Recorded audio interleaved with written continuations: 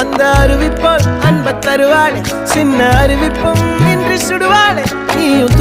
தும்மிடி ஆயுசு நூறாக என் உயிர் உன்னோட பத்திர சொத்தாக என் பார்வை உன்னோடு உன் பொம்மை கண்ணோடு பேசாமல் விண்ணோடு நாம் மிதந்து போவோம் காதாரா அடியானாலும் நான் தாங்க மாறோடு